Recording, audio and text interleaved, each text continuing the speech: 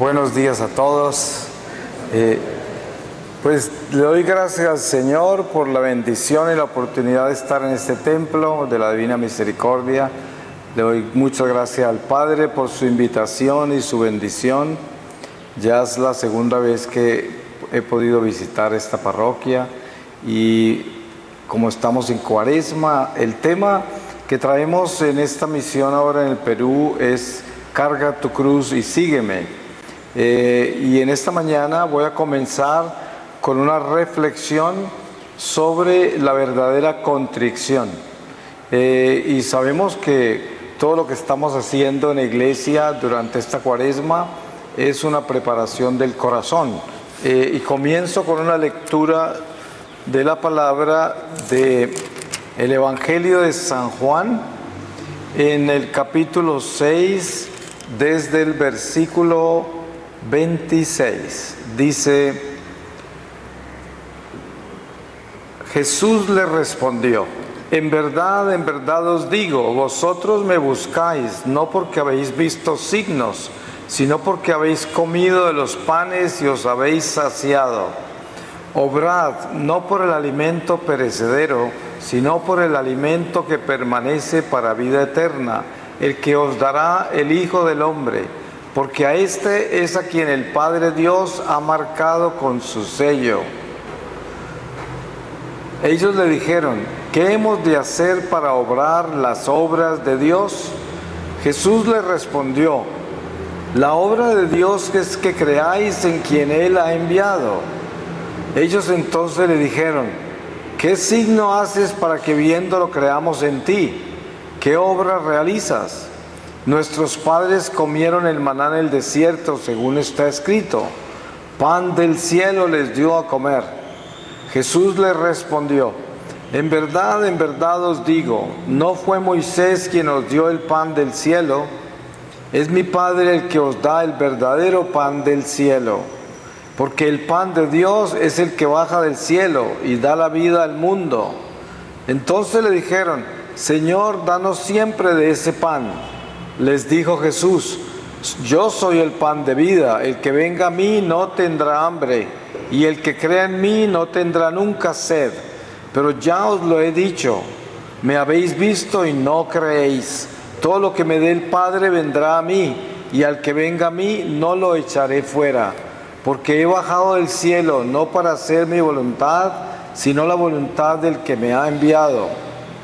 Y esta es la voluntad del que me ha enviado, que no pierda nada de lo que Él me ha dado, sino que lo resucite el último día. Porque esta es la voluntad de mi Padre, que todo el que vea al Hijo y crea en Él tenga vida eterna, y que yo lo resucite el último día. Palabra de Dios. Pues hermanos, es muy común para nosotros que en la Cuaresma la Iglesia nos hable de una contrición y que nos hable de ese arrepentimiento y nos invite a confesarnos y nos invite a concientizarnos sobre nuestra vida y nuestra relación con Dios y con el prójimo. Y este es un ejercicio importante, espiritual, que la Iglesia lleva año tras año ayudándonos a prepararnos para el encuentro con el Señor al final de esta vida. Pero sabemos todos nosotros por experiencia personal de que esto no es así nomás. Nosotros lo único que conocemos es el mundo material y vivimos muy entretenidos con él y muy ocupados. Y cada día nos levantamos y nos levantamos dentro de esta carne mortal y nos levantamos en un mundo material y nos ocupamos en él, y entonces todo lo que tiene que ver con el espíritu es algo que tenemos que hacer el esfuerzo de asegurarnos de que esté presente en nuestro corazón, porque por naturaleza no está presente, porque está más presente es lo que es tangible, visible, razonable. Todo eso es lo que para nosotros tiene más presencia en nuestra vida.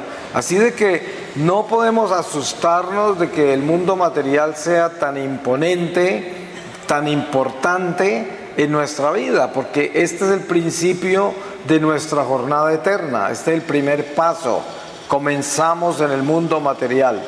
Pero el Señor nos invita por medio de todo lo que nos ha enseñado, a que aprendamos a caminar hacia la vida sobrenatural desde esta vida natural, ahora, para que podamos avanzar dentro de una dimensión que, a pesar de ser invisible, Él la ha hecho visible por lo que nos ha revelado.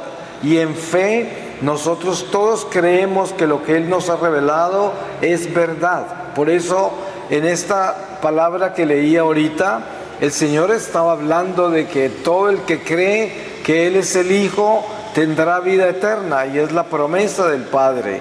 Pero todo esto tenemos que creerlo en fe, porque nosotros no vemos el mundo espiritual, y por lo tanto, cuando leemos la palabra de Dios, cuando estudiamos nuestra doctrina, cuando hacemos una reflexión de los misterios de lo que el Señor nos ha dejado como escuela espiritual, como doctrina, nos damos cuenta que todo eso es sobrenatural.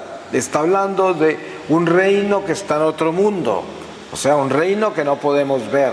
Está hablando de la salvación del alma, y nosotros no entendemos bien a qué se refiere, porque como no podemos tener un contacto físico con esas palabras, nuestra naturaleza humana rehúsa entender cosas que no son visibles ni tangibles. Por eso es importantísimo tener en cuenta que para que nosotros realmente podamos caminar con Dios, entendiendo lo que Él nos pide, tenemos que pedirle con toda sinceridad al Señor que nos haga verdaderamente personas espirituales, o sea, que nosotros podamos entrar en la dimensión del Espíritu a pesar de no verlo, de no sentirlo, y llegar en nuestro corazón a creer 100% la realidad de lo invisible, la realidad de lo que no vemos. San Pablo dice: todo lo que vemos pasará, y lo que no vemos permanecerá. Por lo tanto, es obvio que nosotros debemos enfocarnos más en lo que no vemos, porque es lo que va a permanecer, y de tener cuidado con lo que vemos, porque se va a acabar. Miren ustedes lo fácil que la gente se asusta con los eventos del mundo. Ahorita tenemos una amenaza con un virus, y siempre han habido amenazas. Hay amenazas de temblores de tierra, de tsunamis, de volcanes que eruptan, de quién sabe cuántas amenazas hay. Como dice San Pablo, la creación se revuelca en dolores de parto, esperando su libertad, porque la creación también cayó. Con el pecado original, por culpa de nosotros, la creación también cayó en maldición. Por eso nosotros no podemos pasar por alto el miedo que produce la fragilidad de nuestra mortalidad. Es verdad que la amenaza de la muerte es permanente, y por eso nos asustan los eventos de este mundo, pero precisamente lo que estamos haciendo en este templo y en esta cuaresma es adentrándonos más en Dios, para que no seamos víctimas de la fragilidad de nuestra mortalidad, sino de que entremos en el sentido de nuestra inmortalidad, que entremos a abrazar la valentía de nuestra fe, que está en la esperanza de que no vamos a morir, sino que vamos a resucitar con el Señor a una vida que nunca terminará. Y esto nos da un sentido mucho más profundo de la vida y nos hace personas espirituales, porque cuando yo creo que yo voy a transformarme al final de esta vida, que yo voy a continuar viviendo porque yo camino con Jesucristo, mi vida se transforma. Porque una cosa es escuchar toda esta doctrina y practicarla en las estaciones litúrgicas y venir a confesarme y comulgar y hablar de toda esta religión cada vez que tengamos la oportunidad de compartirla. pero eso puede quedarse a nivel muy terrenal, muy carnal, muy cerebral. Se puede quedar a un nivel que no trasciende hacia el espíritu y que no cambia mi corazón porque no me da la suficiente fe para caminar como una persona que sabe que la muerte es tan solo una transición y que por lo tanto ya no me asusta. Y esto es importante tenerlo claro, porque si usted es sincero consigo mismo, pueden medirse en su fe, dándose cuenta cuánto lo está amenazando su mortalidad, cuánto está usted lleno de miedo por los eventos temporales, cuánta fortaleza ha logrado adquirir con su fe en Jesucristo. Esto es importante tenerlo claro, porque miren, cuando hablamos de contrición, que es la reflexión que queremos hacer en este momento, que sería una preparación del corazón para acercarnos al tribunal de la misericordia, que es la confesión, y entregar nuestros pecados al sacerdote para que el Señor limpie mi corazón, me desate de las tinieblas por la relación que he creado con ellas por mi pecado, y prepararme para vivir una Pascua extraordinaria con el triunfo del resucitado, porque de eso se trata la Cuaresma. Es una preparación para la Pascua. No es una preparación para la muerte, es una preparación para la vida. Y esta puede ser la Pascua de nuestra vida, porque puede ser la última en este mundo terrenal. Nunca nosotros sabríamos si vamos a tener otra Cuaresma. Esta puede ser la última nuestra en la tierra, pero lo importante es que la Cuaresma, que es un desierto de conversión, que son 40 días y representan los 40 años que vivió el pueblo hebreo en el desierto cuando sale de Egipto, y los 40 días de Jesús en el desierto cuando prepara su vida pública después del bautismo en el Jordán. Todo esto tiene unos números exactos que tienen un sentido en el plan de Dios, el plan perfecto de Dios. No es un accidente, no es una simple religión, no es un diseño, esto es algo que Dios nos ha dado. Ustedes leen el Antiguo Testamento y leen el libro, cualquiera de los libros del Pentateuco, y van a encontrar un Dios que está hablando con su profeta y dándole instrucciones detalladas de todo lo que quiere que haga el pueblo de Dios. Y en esto nos damos cuenta de que Dios es muy meticuloso, muy exacto, les gustan las cosas perfectas y le gusta que todo sea impecable. Es un Dios exigente, un Dios celoso. Por eso sabemos que Dios no quiere que nosotros tengamos ninguna relación con la idolatría, con el paganismo, que no tengamos relaciones con la adoración a los dioses de este mundo, como el dinero, la fama, el placer, el egoísmo, el materialismo, el relativismo, todos los ismos, porque Él es un Dios celoso. Entonces, cuando nosotros entendemos ese misterio de lo que es Dios entre nosotros y cómo el Señor se ha manifestado a través de los siglos en nuestra historia sagrada, que está muy documentada para nosotros en los libros sagrados, podemos darnos cuenta que Él quiere que nosotros obedezcamos lo que Él nos ha revelado, y quiere que lo hagamos tal y como está revelado. Cuando usted lee, por ejemplo, la vida de San Agustín, de San Francisco de Asís, se da cuenta que San Francisco, en un momento dado, entiende lo que es la palabra de Dios y dice: yo tengo que hacer lo que el Señor me pide, exactamente como me lo pide, y se va a hacer eso. Y por eso San Francisco vive una transformación extraordinaria de su vida. Lo mismo San Agustín, y lo mismo todos los doctores de la Iglesia, que podemos leer con cuidado y fascinación el estado místico en que entran después de descubrir que hay que hacer lo que Dios nos pide. Es como lo que le dice la Virgen María a los sirvientes en las bodas de Canaán: hagan lo que Él les diga. Y por eso se multiplica ese vino desde el agua. Ahora, la contrición a que somos llamados nosotros es precisamente lo que estoy hablando yo desde el principio de esta reflexión, que es asegurarnos de estar conscientes de lo rebelde que es nuestra naturaleza humana, lo astuta que es, lo perezosa que es, lo pesada que es para el espíritu que no quiere entrar en el sacrificio, solo busca la comodidad, solo busca no sufrir, solo busca no esforzarse, siempre busca cómo salir adelante sin hacer ningún esfuerzo ni ninguna mortificación. Esa es nuestra naturaleza y tenemos que estar conscientes de que estamos hechos de una naturaleza así de caprichosa, de maliciosa, de manipuladora, y nosotros mismos nos podemos dejar engañar de nuestra propia naturaleza,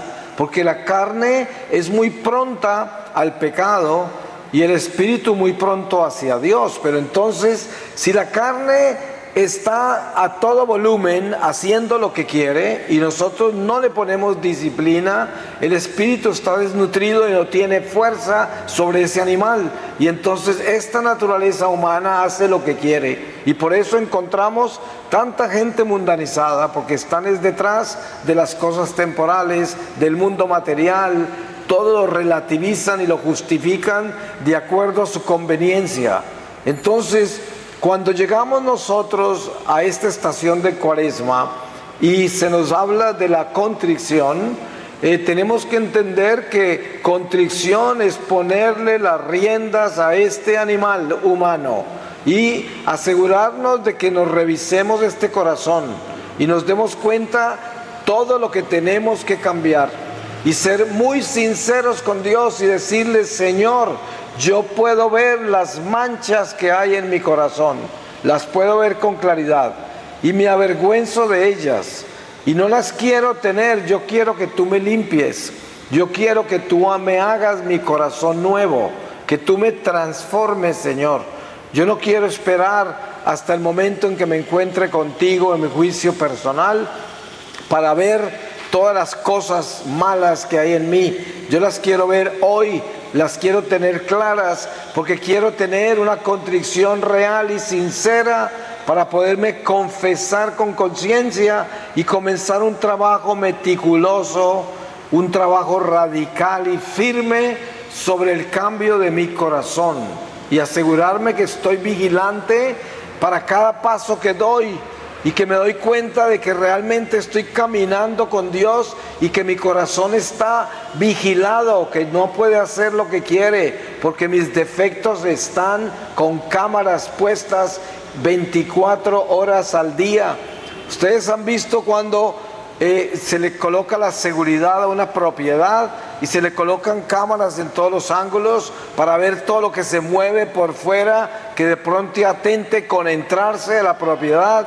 Esto es lo que debemos hacer con el corazón: ponerle la vigilancia más estricta, ponerle cámaras en cada esquina y alarmas en toda parte, para que cualquier espíritu, cualquier tendencia que trate de imponerse en nosotros, que nos lleve al pecado, lance todas las alarmas, las dispare todas, para que estemos completamente preparados para caminar en el cambio fundamental al que nos llama el Señor. El Señor nos está llamando a una transformación total. Ustedes saben que si usted lee con cuidado el Evangelio, el Señor odia la mediocridad, la tibieza, la hipocresía, la detesta. Y por eso debemos tener tanto cuidado de no ser hipócritas. Miren ustedes los adjetivos que usó el Señor con los fariseos. Él los amaba porque esos eran sus judíos, y porque los amaba tanto los exhortaba con toda la fuerza que tenía, y los llamaba raza de víboras, sepulcros blanqueados, y llamaba a sus apóstoles a cuidarse de la levadura de los fariseos, que andaban todos inflados en sí mismos como un pan aliñado, y decía: ojo con la levadura de los fariseos. Y precisamente esas advertencias de Jesús de ese tiempo en que estuvo entre nosotros, son también para nosotros que vivimos el día de hoy, aunque hayan pasado más de 2000 años, porque la palabra del Señor nunca pasa, porque es eterna. Y las enseñanzas del Señor nos preparan para la vida eterna. Cuando usted ve la ciencia humana, usted lee un libro de psicología de hace 50 años y ya no sirve, ya escribieron cientos de libros más con una nueva terapia, un nuevo enfoque, una nueva visión sobre la psicología humana, porque eso está cambiando todo el tiempo, porque es experimental, es una ciencia del hombre, una ciencia humana mortal. En cambio, usted no va a ver que la palabra del Señor escrita y revelada hace 2000 años la estén poniendo al día cada 20 o 50 años. Nunca cambia. La palabra del Señor es la misma y se aplica para todos los tiempos. Es una prueba de que esa palabra es eterna. ¿Cómo es posible que lo que el Señor dijo hace 2000 años sobre cómo vivir esta vida terrenal no cambia por el curso de la ciencia, de la civilización, de las culturas? No cambia, es la misma y se aplica a todos los tiempos que vive la humanidad hasta que el Señor regrese. Es algo extraordinario. Muy pocas veces pensamos en eso, porque miren ustedes que todo lo demás que el hombre tiene cambia constantemente.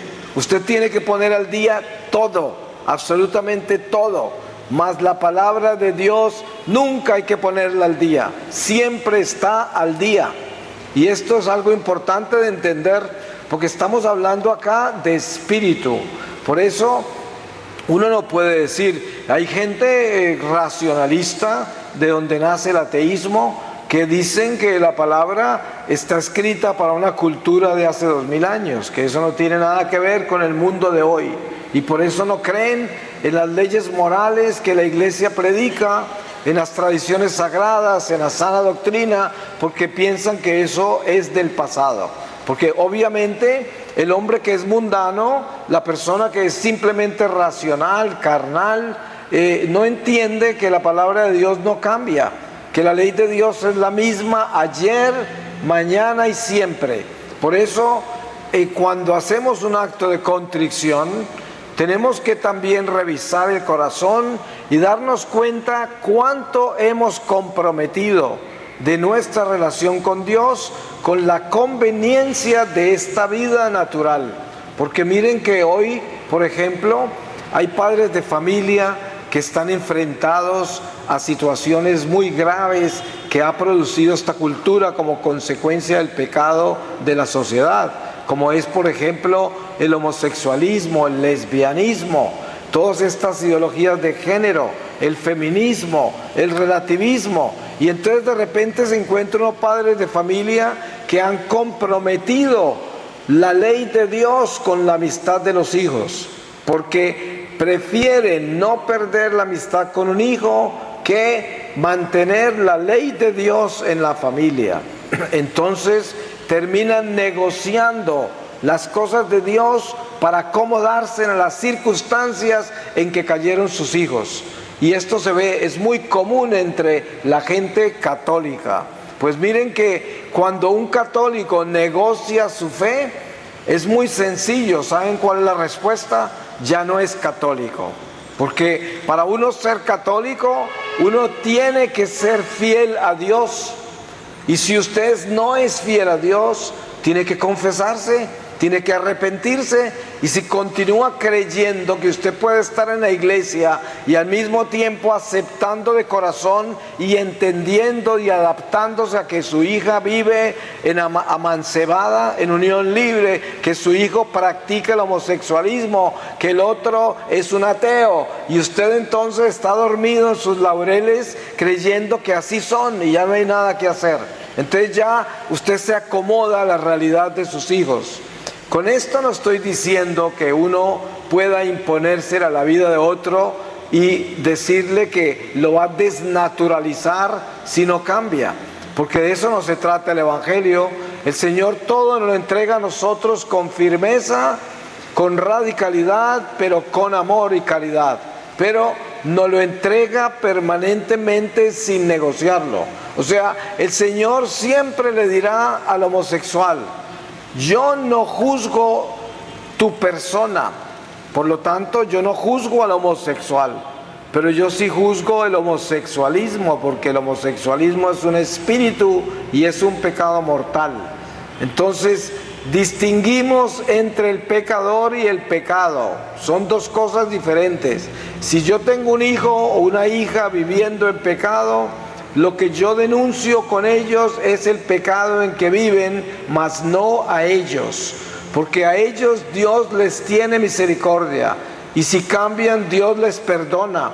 Y eso siempre tenemos que tenerlo claro en nuestra conversación con aquellos que están en pecado y que no quieren cambiar o que tienen dificultades para cambiar. Uno siempre tiene que recordarles que están viviendo en pecado, que el pecado es el demonio y que ellos son hijos de Dios y Dios los está esperando.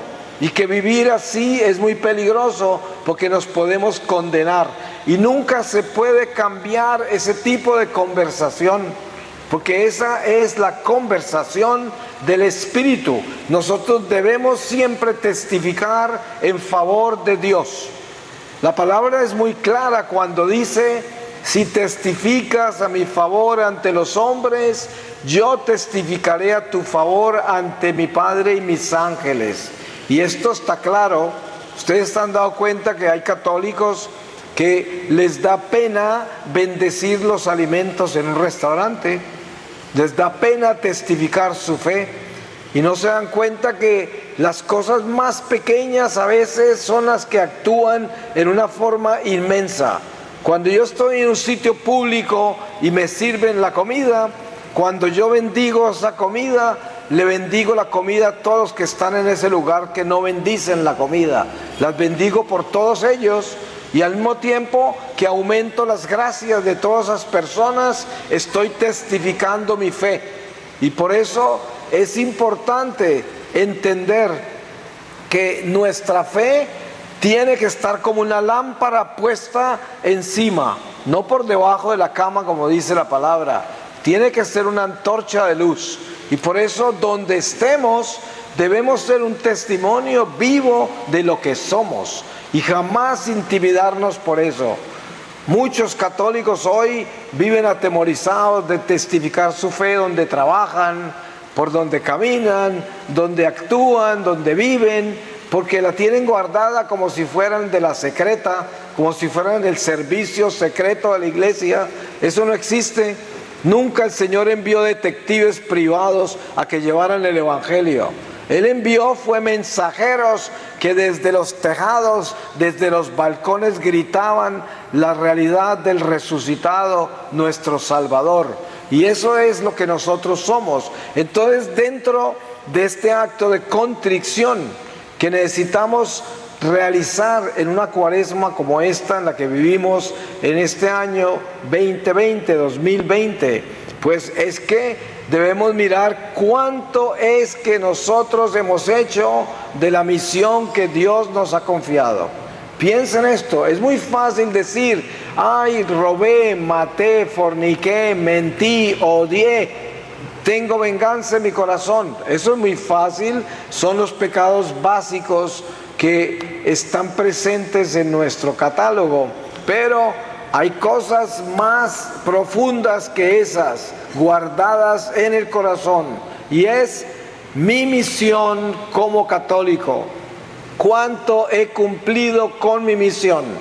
Esto tiene que estar dentro de la contrición. Yo tengo que presentar mi caso ante el Señor y decirle: Señor, cada vez que he tenido una oportunidad de testificar mi fe, me he escondido, me he callado, he mirado para otro lado, me he acobardado, me da pena o no me conviene y no lo he hecho. Eso es grave, eso es muy grave, porque nosotros somos escogidos con nombre propio para ser miembros de esta milicia. Y si nosotros, como soldados del ejército del Señor, lanzados, enviados al frente de la batalla, somos aquellos que nos escondemos, eso es muy grave ante el tribunal del Señor. Tenemos que entender. Miren ustedes lo que ocurre hoy. hay cantidades de gente corriendo en pánico. Usted va a un mercado y ve la gente comprando 500 pacas de papel toalé y 50 botellas de agua, porque supuestamente todo se va a cerrar y se va a acabar todo y hay una histeria colectiva increíble. Y claro, no podemos juzgar a la gente porque uno tiene que ser prudente. Pero lo que yo señalo de todo eso es el pánico, el miedo. A eso es lo que yo me refiero. Cuando el católico corre con miedo, ese es un católico cobarde. Nosotros no hemos recibido un espíritu de cobardía, sino un espíritu de valentía. Entonces revise su corazón. ¿Usted es un católico valiente o un católico cobarde? ¿Quién es usted? ¿Qué tipo de espíritu es el que viaja en usted? Porque San Juan dice, asegúrate de saber qué espíritu es el que habla a través de esa persona. Muchas veces nosotros excusamos la conducta de algunas personas porque son importantes para nosotros o porque son seres queridos de sangre, y nos olvidamos de que lo que sale de la boca es lo que hay en el corazón del hombre. Por eso una persona que sea buena, una persona que le obedezca a Dios, una persona que tenga integridad espiritual, tiene una lengua limpia, porque tiene un corazón limpio. Una persona que no tiene un corazón limpio, no tiene una lengua limpia, y las palabras que salen de su boca son palabras perversas. De ahí sale toda la corrupción, el chisme, la calumnia, la venganza, la manipulación. Todos estos defectos horribles brotan de la lengua de una persona que no lleva el Espíritu del Señor. Hay que estar claros en eso. Por eso, dentro de la contrición que vamos a hacer, tenemos que revisar con mucho cuidado nuestra lengua. El apóstol Santiago, en su carta, que a pesar de ser tan corta, sin embargo es tan profunda que tomaría una vida entera realmente reflexionarla. Y él habla de lo que es la lengua del ser humano. Él dice, naves gigantescas se conducen con un pequeño timón. Los animales más grandes de la naturaleza han sido domados por el hombre.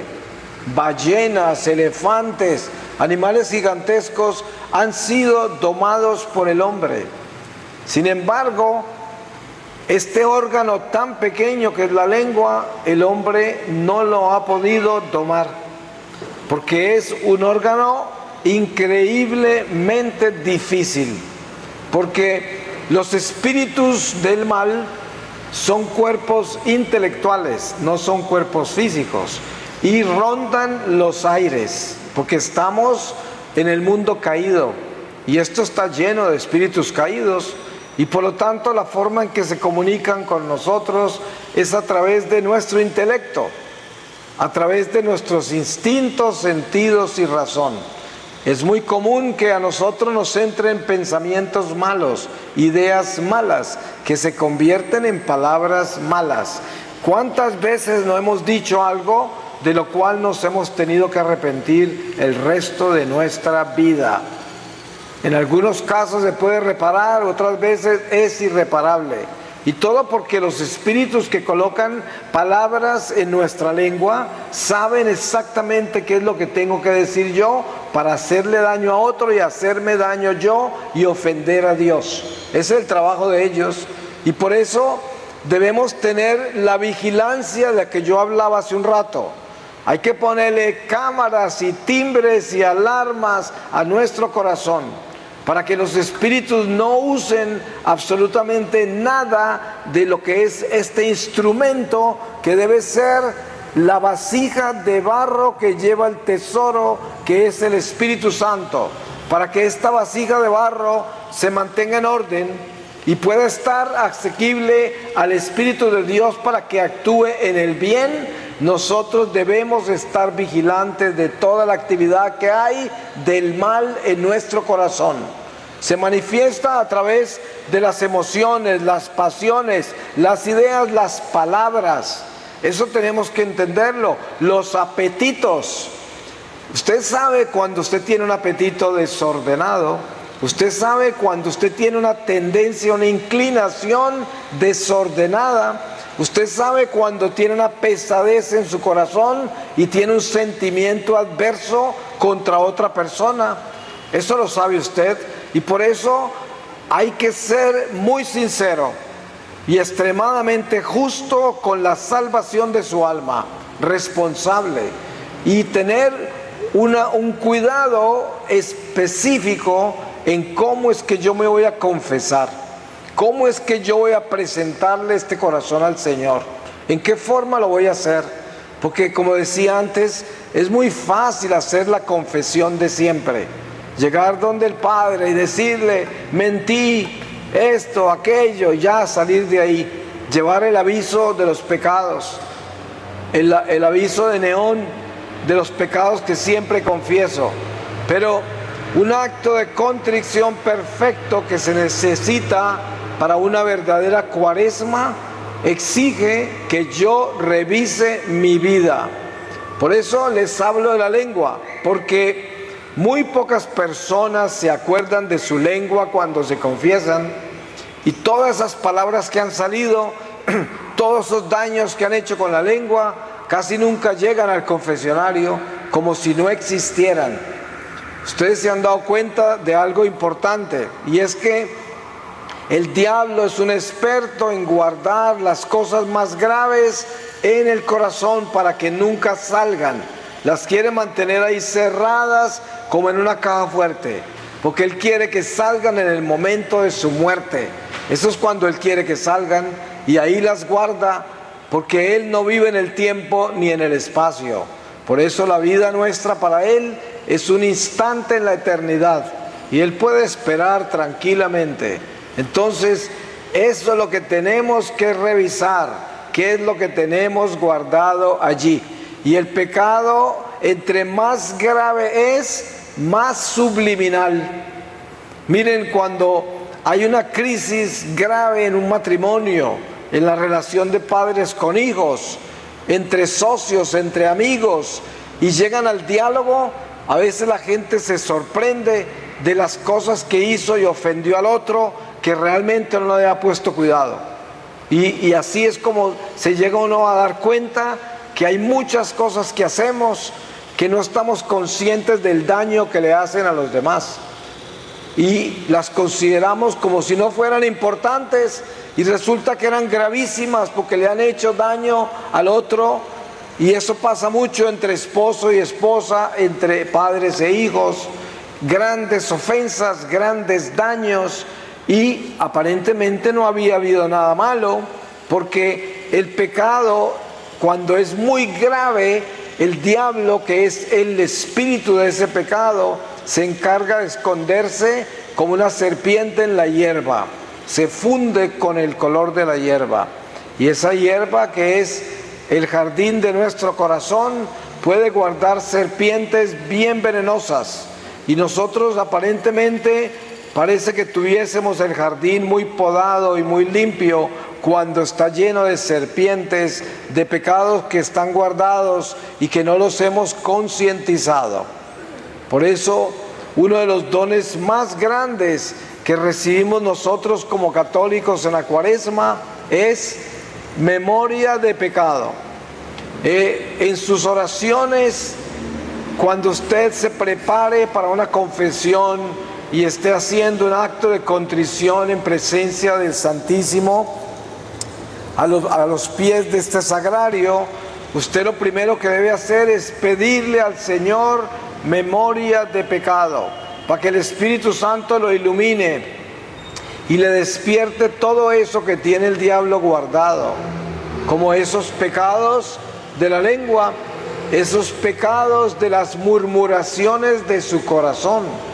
¿Cuántas veces no anda uno entre la familia, entre los amigos o en el mundo lleno de murmuraciones? Nosotros somos gente muy selecta, muy selectiva. Usted camina por la calle, Hay gente que le gusta, otra que es indiferente y otra que desprecia. Gente que ni conoce usted, simplemente porque no le caen bien, porque no es el tipo de gente que usted acepta en su vida. Y todo eso causa una economía espiritual que está apuntada contra usted si usted no la limpia. Porque usted no tiene por qué ser selectivo con la gente. Usted está llamado a ser un hijo de Dios que debe amarlos a todos a pesar de, sin importar qué.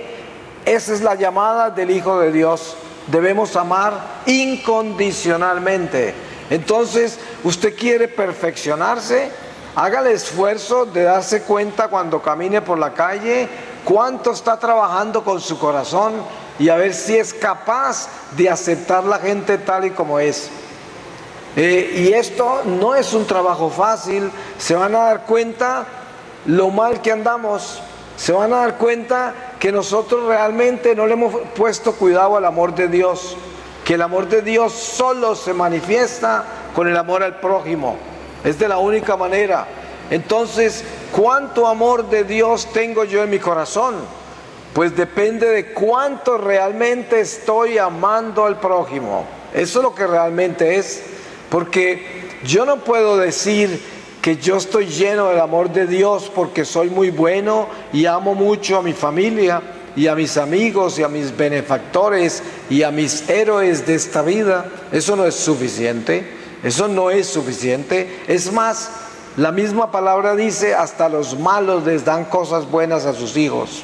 Esto no es suficiente. Nosotros tenemos que hacer lo que más nos duele, que es amar al desconocido, amar al que es difícil de amar, perdonar al imperdonable. Todo esto tenemos que hacerlo. Hacia allá tenemos que extendernos. Eso es el trabajo que debe hacer el hombre para crecer de animal racional a ser espiritual. Y este es nuestro desafío.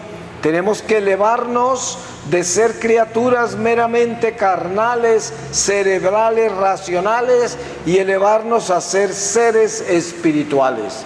La transformación de una persona, cuando realmente entra en la realidad y la concientización de ser espiritual, es extraordinaria. Esa persona es nueva, esa persona es diferente, esa persona es sencilla, es humilde, es pequeña, pero es una inmensa luz, una luz de esperanza, de fortaleza, de sabiduría, una firmeza extraordinaria que no asume nada. Ustedes saben que la gente que usted ha conocido en su vida, en la que usted más confía, con seguridad que es la gente más sencilla, más humilde, que jamás ha sido pretenciosa, orgullosa, vanidosa, y que le ha dado siempre la confianza de que es una persona íntegra. No hay mucho de eso, ¿no es verdad? No hay mucho de eso, porque el mundo ha pervertido a todos, y en la misma iglesia es una vergüenza lo que uno encuentra. A uno a veces hasta lo empujan en la cola hacia la comunión, porque la gente anda metidos en sí mismos y cada uno está buscando llegar primero a todas partes, incluso hasta la comunión, hasta recibir la hostia quieren llegar de primeros. Ni siquiera en eso hay reverencia. Por eso toda esta irreverencia en que vivimos debe ser vigilada, porque nosotros tenemos que disminuir.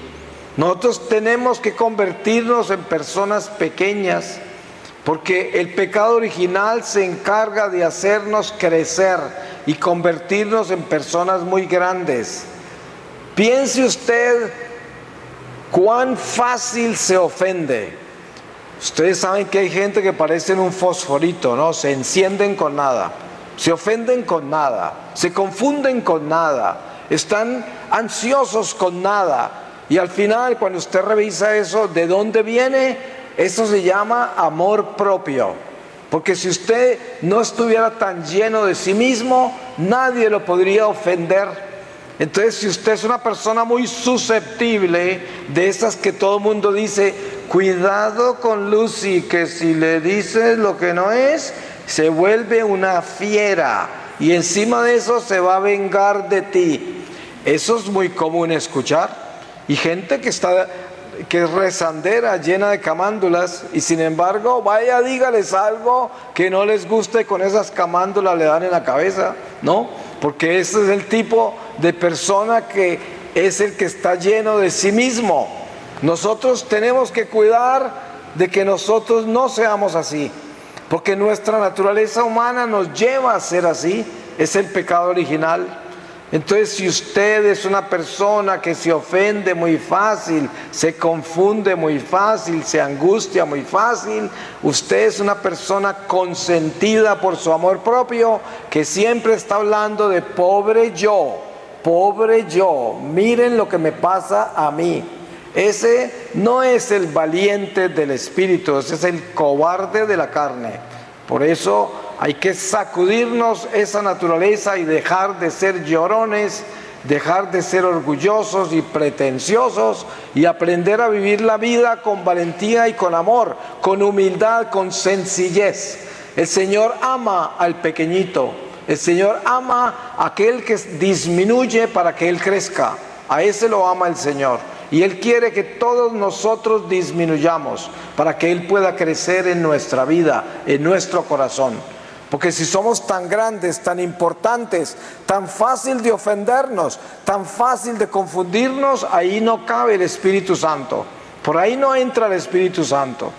Miren que en todas las comunidades, yo tengo la bendición de compartir mi ministerio con muchas comunidades religiosas, con seminarios, con sacerdotes, con comunidades laicales, y siempre los problemas que hay en todas las comunidades es el amor propio. Siempre es el religioso, la monjita o el sacerdote que están llenos de sí mismos los que son el terror de esas comunidades, los que causan todas las crisis, las divisiones. El demonio los usa, y claro, al final Dios utiliza todo eso, porque con esas personas purifica la comunidad. Porque una persona así de difícil o lo santifica uno o lo corrompe. Porque una persona así lo llena uno de rabia o lo llena de santidad, porque no tiene otro camino: lo perdona y se santifica, o lo odia y lo quiere ahorcar. Entonces depende de qué camino toma uno. Y ustedes saben que al final la vida es simplemente un camino de corrupción o de santificación. En la mitad no hay nada. Usted está viviendo su vida santificándose o corrompiéndose. Y uno se da cuenta cuando encuentra personas mayores y uno habla con ellos y les observa toda su persona, y se da cuenta uno si esas personas lo que han hecho es corromperse con su vida o se han ido santificando. Es muy claro, eso no se puede esconder. La santidad es una luz, la corrupción es una tiniebla, y hay personas que parecen un carbón de tinieblas. Están llenas, parecen un limón, tienen unas caras de resentimiento y de odio que uno sabe que con eso no se puede uno meter. Así estén en primera banca de la iglesia, arrodillados, sudando agua bendita. Sin embargo, no se les puede tocar ni la ropa porque están corrompidos y no quieren cambiar. Pero la gente que está caminando a purificarse, a santificarse, que vive arrepintiéndose, que es sencilla y pequeña, esa es la gente que trae la luz a este mundo, es la sal de la tierra. Y en eso debemos convertirnos nosotros. Por eso la Cuaresma es una oportunidad para que nosotros nos integremos en nuestra naturaleza espiritual y hagamos lo que Dios nos pide: convertirnos en los verdaderos instrumentos de la luz que el Señor quiere que seamos, sobre todo en un mundo que cada vez está más oscuro. Ustedes se dan cuenta que este mundo cada vez está más pervertido, más degenerado, más violento, más descarado. Ya el pecado no se esconde en ninguna parte, al contrario, se ha convertido en filosofía de vida. Lo marchan en desfiles por la calle, escandalizan los niños, todo está corrompido. Mas no todo está perdido, porque tenemos a Jesucristo en nuestra vida, y nosotros no podemos dejarnos abrumar por este mundo perverso. Al contrario, este es una exigencia muy grande de que debemos convertirnos en luz ahora más que nunca que vivimos en este mundo de tinieblas. Ahora más que nunca, yo sé una cosa, y es que nunca antes había habido tanto peligro para un alma condenarse como ahora, pero tampoco nunca antes había habido tanta oportunidad para un alma santificarse como hoy, porque precisamente el mundo tiene desplegada todas las cartas, todos los juguetes, toda la seducción de este mundo está entregada en bandeja de plata y bien asequible. Y al mismo tiempo, como es tan asequible todo lo que es malo, pues nosotros al rechazar todas esas ofertas que vienen del mundo, para poderlas rechazar, nos tenemos que santificar. Porque ¿cómo hago yo para derrotar tentaciones así? El dinero fácil, la comodidad, la velocidad, la tecnología que me lleva a evitar que haga ningún esfuerzo. Y yo no digo que la tecnología es demoníaca, ni que nada es demoníaco, porque todo es un instrumento para bien o para mal.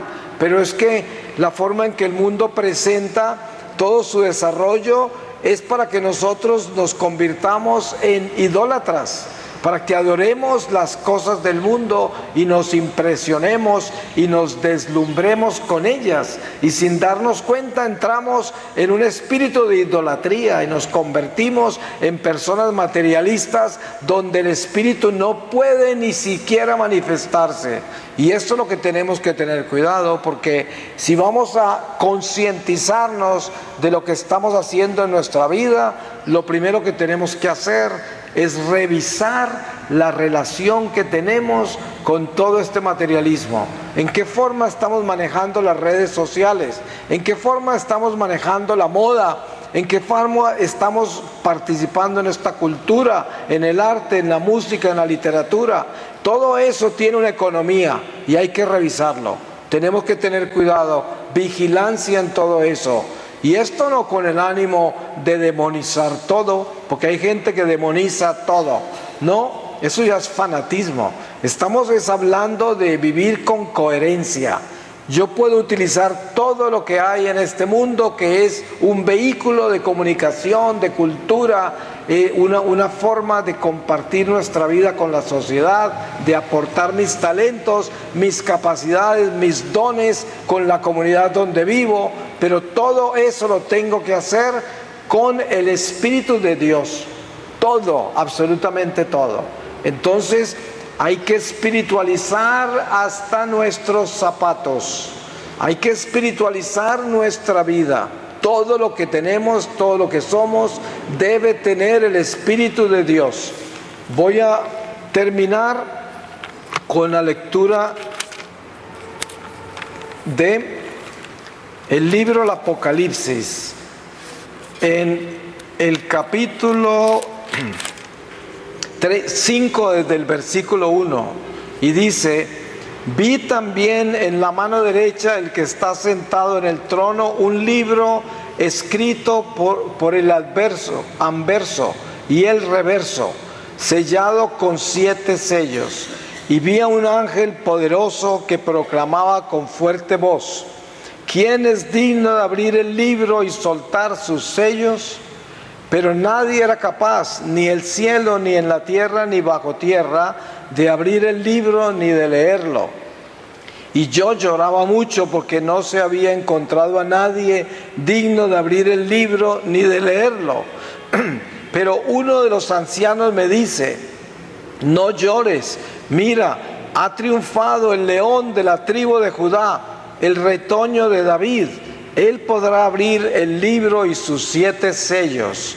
Entonces vi de pie en medio del trono y de los 4 vivientes y de los ancianos un cordero como degollado.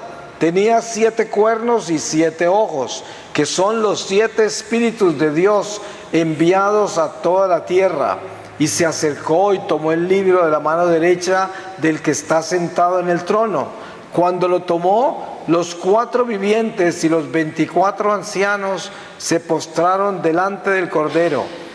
Tenía cada uno una cítara y copas de oro llenas de perfumes, que son las oraciones de los santos, y cantan un cántico nuevo diciendo: eres digno de tomar el libro y abrir sus sellos, porque fuiste degollado y compraste para Dios con tu sangre hombres de toda raza, lengua, pueblo y nación, y has hecho de ellos para nuestro Dios un reino de sacerdotes, y reinan sobre la tierra.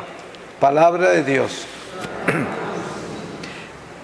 El San Antonio de Padua era pues un santo inmenso. Es más, ni siquiera se ha terminado de descubrir lo grande que él ha sido.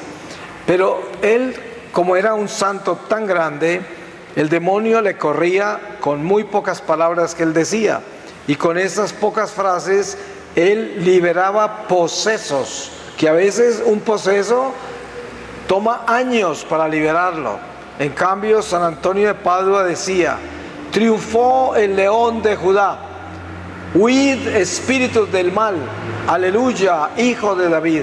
Era lo que decía San Antonio, y salían volando los espíritus.